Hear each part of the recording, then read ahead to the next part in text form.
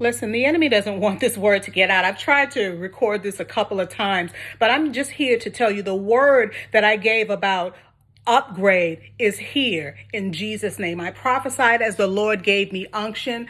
And I also said that you are going to see money coming back to you that you never thought that you would see again. How do I know? Because it's my testimony in Jesus' name. I got back $3,500 that I never thought that I would see again. And I am in awe of God. And he didn't just do it for me. He did it for you too, so that you can see how he's operating in this season.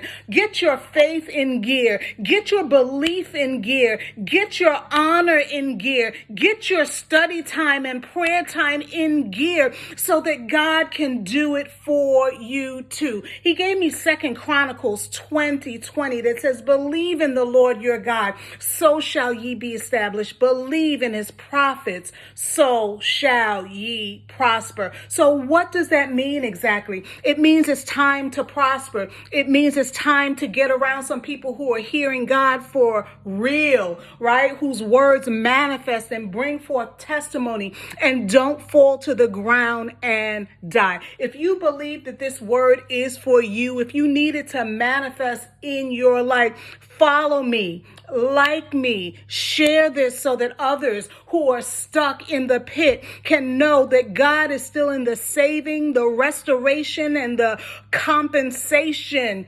business, that he never stopped seeing about his children, that he never stopped loving us, right? Tell someone you know, Ko Rabashanda, hold on, because the Lord is going to do it. But today I decree that what the Lord is allowing to manifest in my life, that it would manifest in your life too, that it would be your portion too, in Jesus' name. If you are in poverty or lack, or you just want increase on what you have already, I decree overflow and accelerated harvest over your life today, in Jesus' name. Come into agreement with that. Hit like, hit share, and believe God. Your testimony is next.